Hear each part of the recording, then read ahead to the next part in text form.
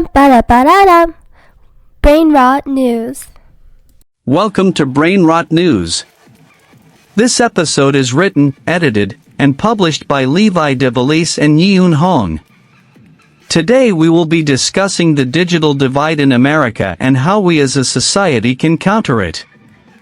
The digital divide is defined by Oxford Languages as the gulf between those who have ready access to computers and the internet, and those who do not. Despite the fact that this issue is prevalent all over the world, especially in undeveloped countries, this episode of Brain Rot News will specifically focus on the digital divide in America. First, let me explain some background information about internet connection so that you can understand the complexity of this issue.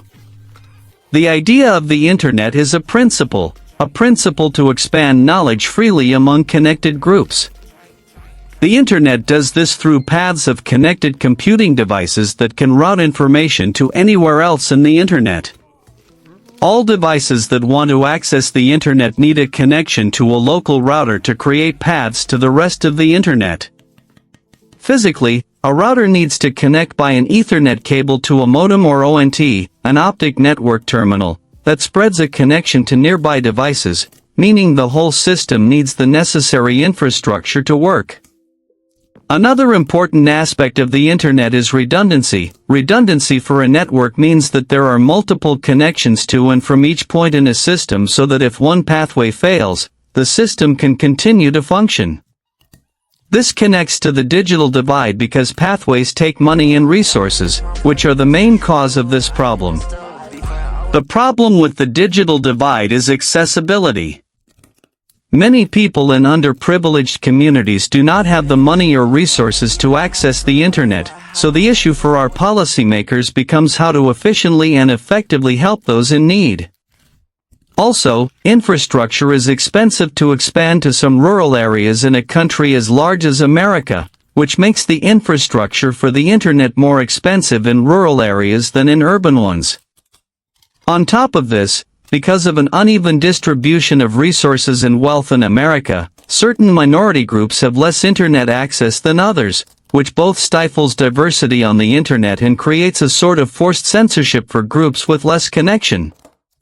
What makes this issue more complex is modernization. Upper and middle-class consumers are always improving their ability to interact with the internet, and as new technologies are unveiled, impoverished communities fall further and further from having the same access as wealthy ones. Most people with ample internet access take the most important uses of the internet for granted: the ability to learn almost anything with just a few clicks and the ability to spread new ideas all over a network is what the internet is made to do. This kind of education and connection could help impoverished children learn when underfunded public schools fail them. This is why closing the digital divide is imperative. The internet's ability to educate and do good makes it a necessary tool for improving the livelihoods of impoverished groups. This can be seen in a school district just outside of Palm Springs that is the second poorest school district in America. They had a very large digital divide problem with their students, and most of their students had no internet access at home, but they implemented a system where school buses have Wi-Fi routers on them, allowing students to use school tablets and complete assignments even if they have no internet access at school. Innovative solutions like this are key to solving the digital divide. This is an urgent issue, as the divide will continue to worsen as time goes on. Now, how do we solve this issue? An idea is that the government should invest resources into placing more Wi-Fi routers in public areas such as government buildings, buses, and libraries, allowing more people have options to access the internet. Although it will be costly, the government already uses money on more ridiculous charters. This will be a very good opportunity, benefiting those in rural areas struggling to access the internet, bringing more unity around the globe. Specifically, policymakers should focus on marginalized groups such as groups with low high school graduation or low average income, so that this technology can have the largest impact possible and help create equity in this country. Don't you guys agree?